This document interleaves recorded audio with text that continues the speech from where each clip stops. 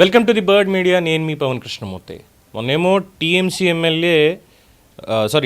MP ఈ పన్నులకు సంబంధించి బాధపడిపోతూ దాని మీద చాలా మంచి భాషణ చేశారు పార్లమెంట్ సమావేశాల్లో. అలాగే ఇప్పుడు ఇంకొక ప్రైవేట్ బిల్లు ప్రవేశపెట్టారు ఆమ్ ఆద్మీ పార్టీ ఎంపీ అయినటువంటి రాఘవ్ చద్దా. ఆ బిల్లు పేరు right to recall, private member బిల్లుని పెట్టారు. ఈ రైట్ టు రీకాల్ అంటే ఏంటో తెలుసా అండి? ఎవరన్నా ఒక ప్రజాప్రతినిధిని మనం ఎన్నుకొని వాళ్ళ పనితీరు బాగోలేదు అనుకుంటే మనమే నియోజకవర్గ ప్రజలే సంతకాలు చేసి మాకు ఈ ప్రజాప్రతినిధి వద్దు అని పదవి నుంచి దింపేసేయడం.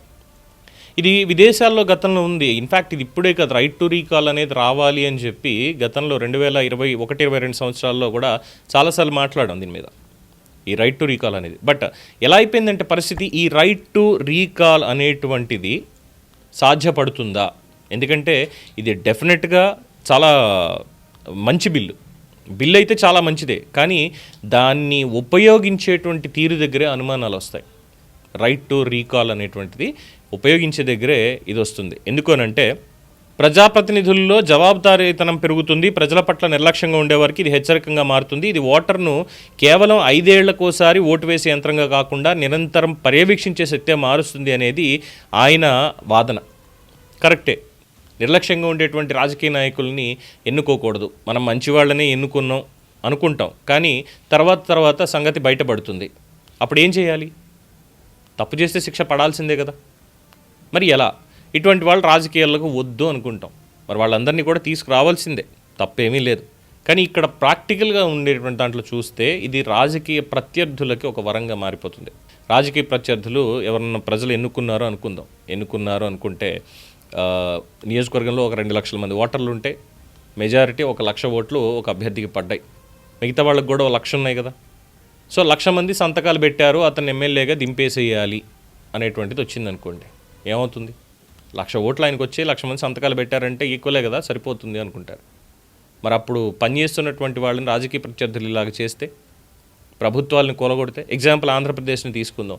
మాకు 1,40,00,000 ఓట్లు అయినా మాకు వచ్చాయి అని చెప్పి వైఎస్ఆర్సీపీ చెప్తోంది. ఈ 1,40,00,000 మందితోటి సంతకాలు పెట్టించేసి రైట్ టు రీకాల్ అని చెప్పి మొత్తం అందరినీ కూడా తీసేశారు అనుకోండి, ఏమవుతుంది? మళ్ళీ ఎన్నికల కమిషన్ రావాలి, ఎన్నికలు పెట్టాలి, ఎన్నికల ఖర్చు, ఇవన్నీ కూడా ఉన్నాయి. అలా అని చెప్పి కొన్ని బిల్లులు ఏమైనా తప్పుపడదామంటే తప్పు పట్టడానికి ఏమీ లేదు. రైట్ టు రీకాల్ అనేటువంటిది నిజంగానే ఒక మంచిది. దీని మీద గతంలో జయప్రకాష్ నారాయణ లాంటి వాళ్ళు కూడా మాట్లాడారు. రైట్ టు రీకాల్ అనేది రావాలి, ఇది జవాబుదారీతనాన్ని పెంచుతుంది, ఖచ్చితంగా ఒక భయం అనేది ఉంటుంది. 5 ఏళ్ల పాటు వాళ్ళకి ఆ పదవి ఇస్తే 5 ఏళ్ళు మేము ఏం చేయకపోయినా పర్వాలేదు, పదవిలోనే ఉంటాం కదా, మేమేం చేసినా మమ్మల్ని అడిగేవాడు ఎవడు అనేటువంటి వాళ్ళకి ఇది ఖచ్చితంగా ఒక సమాధానం అవుతుంది అని చెప్పి మాట్లాడారు. ఇది యూఎస్లో కాదు, స్విట్జర్లాండ్ అండ్ కెనడా, అమెరికాలో కొన్ని రాష్ట్రాలు, వీటిల్లో అక్కడ ఈ రైట్ టు రీకాల్ అనేటువంటిది ఉంది. అలాగే ఎన్నికల్లో పోటీ చేయడానికి ఏ పదవిలో ఎన్నిసార్లు ఉండాలి అనే దానికి కూడా విదేశాల్లో కొన్ని చట్టాలు ఉన్నాయి. అఫ్కోర్స్ అవేవి మనకి ఇక్కడ పనిచేయవు, మనకి పట్టవు అవి ఇక్కడ. బట్ ఈ రైట్ టు రీకాల్ అనేది ఖచ్చితంగా చర్చ జరగాల్సినటువంటి బిల్లే. అమలు చేస్తే మంచిదే, కానీ రాజకీయ ప్రత్యర్థులకి ఇది ఒక ఆయుధంగా మాత్రం వెళ్ళకూడదు. ఓటరు నిర్భీతితో, ఖచ్చితంగా నిజాయితీతో, ఇతను మాకు వద్దు, ఇతన్ని మేము ఈ కారణాలతోటి ఎన్నుకున్నాము, కానీ ఇతని పనితీరు బాగాలేదు, ఈ ఎమ్మెల్యే పనితీరు బాగాలేదు, వీళ్ళు ఇలా చేస్తున్నారు అని చెప్పి ప్రజలు మాత్రమే సుమా, ఇందులో పార్టీ కార్యకర్తలు లేదంటే కులాల ఇవన్నీ పెట్టుకొని దాని ద్వారా ఇలా కట్ చేయాల్సిందే. అథెంటికేటెడ్గా ప్రజలందరూ మాకు మా ఎమ్మెల్యే వద్దు ఇక్కడ అని చెప్పి సంతకాలు పెడితే పర్వాలేదు, రాజకీయ ప్రోద్బలం అనేది లేకుండా. ఈ రైట్ టు రీకాల్ అనేటువంటిది ఒకటే కాదండి, ఇంకొక పని కూడా చేయొచ్చేమో. దీనికి ఎన్నికల కమిషన్ వాళ్ళు ఏమన్నా కాస్త చూస్తే, ఎవరినో ఒక ఎమ్మెల్యే మీద ఆధారాలతోటి ఆరోపణలు వచ్చాయి, తప్పు చేశాడని తేలిందనుకోండి, ఇమ్మీడియట్గా ఎన్నికల కమిషనే ఆ ఎమ్మెల్యేని ఇక కోర్టులు ఇవేం లేకుండా ఆ ఎమ్మెల్యేని అనర్హుడిగా ప్రకటించేసి అదే ఎన్నికల్లో 2వ స్థానంతో, ఎక్కువ ఓట్లు వచ్చి 2వ స్థానంలో ఉన్నటువంటి వాళ్ళు ఉంటారా, వాళ్ళని ఎమ్మెల్యే కింద పెట్టాలి.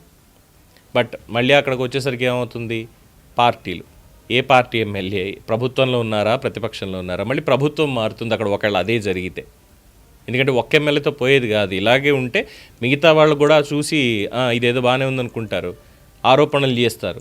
బట్ ఆధారాలు దొరికి తప్పు చేస్తే ఆ సందర్భంలో మాత్రమే, ఊరికే మాత్రం కాదు. అది అక్కడ ఒక పాయింట్. ఏదని అనుకోండి, ఇంకో ఇందులో మతం వచ్చేస్తుంది, ఇందులో కులం వచ్చేస్తుంది, డబ్బు వచ్చేస్తుంది, అన్ని రకాల కోణాలు దీంట్లోకి వచ్చేస్తాయి. ఇవి రాకుండా రైట్ టు రీకాల్ని కనుక అమలు చేయగలిగితే which is a very beautiful thing, no doubt in that. చూద్దాం మరి, ప్రైవేట్ మెంబర్ బిల్లు కాబట్టి సభ ఆమోదం అనేది దొరకవచ్చు, దొరక్కపోవచ్చు. దాదాపుగా ప్రైవేట్ మెంబర్ బిల్స్ అనేవి ఎక్కువగా యాక్సెప్ట్ అవ్వవు పార్లమెంట్లో. బట్ దీని మీద ఏమైనా స్పెషల్ డిస్కషన్ జరుగుతుందా అనేది చూడాలి. దీని మీద మీ అభిప్రాయాన్ని తెలియచేయండి. చూస్తూనే ఉండండి ది బర్డ్ మీడియా.